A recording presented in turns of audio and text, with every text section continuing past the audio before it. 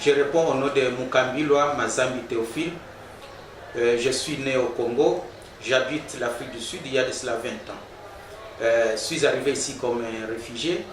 J'ai fait mes études à l'université qu'on appelle Deben University of Technology, où j'ai terminé mon master's. Mon master's concernait sur l'étude, sur l'impact des traumas pour deux églises, une église blanche et une église noire. Et cela après avoir été séparés par le régime d'antan, le régime d'apartheid. J'ai été intéressé à faire cela à partir des workshops ou séminaires que nous faisons à travers l'institut qu'on appelle Healing of Memories. Le Healing of Memories donne l'occasion aux gens de parler de leur vie, de leur histoire, de tout ce qui est arrivé dans leur vie, dans une situation qui est sécurisée et là où on ne peut pas juger quelqu'un d'autre. Mon intérêt sur ces sujets était que probablement nous pouvons aussi appliquer le même système pour arriver au pardon et à la réconciliation dans notre pays. Après avoir analysé cela, nous avons trouvé que les participants à ces séminaires, à partir des deux églises, ont manifesté le plaisir, ou bien on dit que les workshops ont eu un impact sur leur vie. Ils ont changé parce qu'ils étaient capables de se pardonner mutuellement.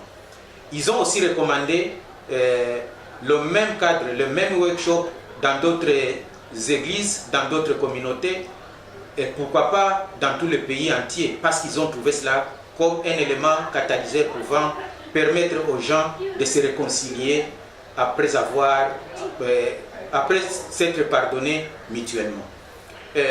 Puis encore, ils ont eu un point qui est très capital, disant qu'ils ne pouvaient pas aussi se réconcilier facilement parce qu'il y a d'autres personnes qui sont encore riches, extrêmement riches, et d'autres qui demeurent pauvres.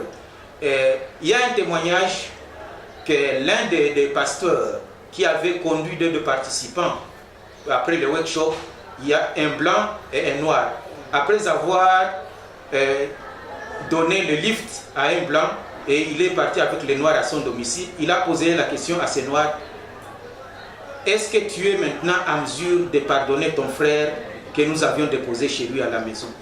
Sa réponse était simple: je ne peux pas le pardonner actuellement parce que tu vois toi-même la condition ou les conditions dans lesquelles je vis et les conditions dans lesquelles mon frère vit. Il a une belle maison avec des swimming pools, avec une voiture, mais moi je vis dans un shack. Là, il n'y a pas d'eau, il n'y a pas d'électricité. Alors, comment pouvons-nous nous réconcilier? Il faudrait d'abord que je sois aussi à ce même niveau qu'avec lui pour que nous puissions parler de la réconciliation proprement dite. Et mon intérêt pour moi, je voudrais bien poursuivre le sujet du pardon. Parce que je trouve que le pardon est très capital dans notre pays, la République démocratique du Congo. La République démocratique du Congo, comme vous le savez, est morcelée par des conflits, soit familiaux, soit communautaires, et tous les pays entiers. Et il est très important que le Congo soit réconcilié. Mais on ne peut pas se réconcilier sans pour autant avoir parlé du pardon. Pour moi, je voudrais bien avoir des gens sur le terrain.